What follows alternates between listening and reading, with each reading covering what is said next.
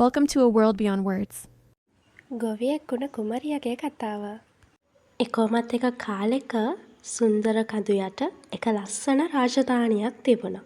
මේ රාජධානියේ ජීවත් වුණා එක රාජකුමාරිකාවක්. ඇයගේ නම කායල්. මේ කායල් කියන්නේ ගොඩාක් අනිත් අය ගැන හිතන කෙනෙක්.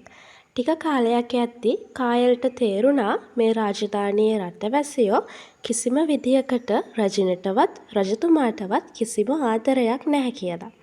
ඒක නිසා කායල් තීරණය කරා මේකට හේතුව හොයාගෙන යන්න. ඉතින් එයා තමන්ගේ රාජකීය ආභරණය ඉවත් කරලා තීරණය කළා මෙන්න මේ ගම්බද ප්‍රදේශයකට ගිහිල්ලා මේ රටවැසියන්ට තියෙන ප්‍රශ්න හොයලා බලන්න. ඉතින් මේ විදියට මෙයා තමන්ගේ රාජකීය ආභරණය ඉවත් කරනකොට කිසිම කෙනෙක් ඇයට විරුද්ධව හඩක් නැගුවේ නැහැ. ඊට පස්සේ කායල් මේ මාලිගාවෙන් පිටත් වෙලා ගියා. ඉතින් මෙයා මේ විදියට පිටත් වුණාම එයා දැක්කේ ගොඩාක් දුක්බර දර්ශනයක්.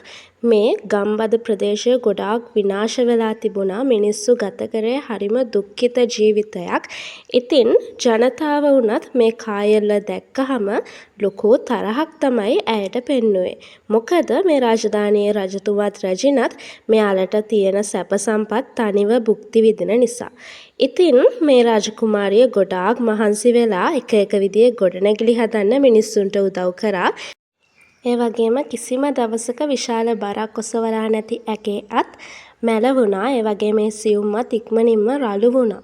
ඉතින් එයා තමන්ගේ ඇඳුම් අපිරිසිදු වෙනකල්ම මේ විදියට ගොඩාක් වැඩ කරා. අන්තිමේදී රාත්‍රියේ එයා තනියම හිටියා. එයාට ලොකු වේදනාවක් දැනුණා. මොකද එයා කවදාවත් මීට කලින් මෙහෙම වැඩ කරලා නැති නිසා. ඒ වුණත් මෙයාට කවදාවත් මිනිස්සු ආදරය කරන්න පටන් ගත්තේ නැහැ. ඉතින් එයා තනිවම දුකින් හිටියා. කවදා හරි දවසක මිනිස්සු එයාට ආදරෙන් සලකයි කියලා බලාගෙන. ඉතින් එක දවසකදී මෙයා එක වැටෙන්න යන ළමයෙකුට අත දීලා උදව් කරා. ඉතින් ඒ වුණත් මේක දැකපු මිනිස්සු කවදාවත් එයාට කතා කළේවත් ඇය දිහා බැලුවේවත් නැහැ. වැසි අතරත් ඇය වැඩ කළා. සතුත් එක්කන් ඇය hina වෙවි වැඩ කරා. ඒ වුණත් කිසිම මිනිසෙක් මෙයා කරන වැඩ ඇගීමකට ලක් කරේ නැහැ. මේ ගැන කායලට දුක හිතුනේ නැතුවම නෙමෙයි. ඒ වුණත් එයා ටිකින් ටික ගම්මානයේ ලස්සනට හැදෙන දිහා බලාගෙන තනියම සතුටු වුණා. ඉතින් ඇත්තටම මේ ගම ලස්සන වුණා. ඒ වගේම මේ ගමේ අස්වැන්න ගොඩාක් වැඩි වුණා. ඉතින් මේක දිහා බලාගෙන කායල් තනියම ගොඩාක් සතුටු වුණා. ඉතින් මිනිස්සුත් මේක දිහා බලාගෙන හිටියා. ටිකින් ටික එයාලටත් තේරුණා කායල් තමයි මේ වෙනසට හේතුව කියලා. ඉතින් අන්තිමේදී කායල්ට මිනිස්සු ගොඩාක් ආදරෙන් කතා කරන්න ගත්තා. අන්තිමේදී කායල් එයාගේ අම්මගේ තාත්තගේ එහෙමත් නැත්නම් රජතුමාගේ රජිනගේ වරද තේරුම් අරගෙන ඒකට සමාව ගත්තා.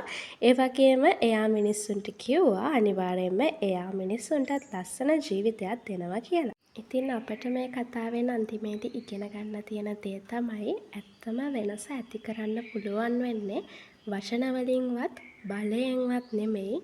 ඒක ඇති වෙන්නේ අපි කරන ක්‍රියාවන් වලින්. ඉතින් ඒක නිසා ඔයාගේ අනාගත සිහින හැබෑ කරගන්න එක ගැන කතා කර විතරක් ඉන්න එපා. ඒක වෙනුවෙන් අද ඉඳන්ම වැඩ කරන්න.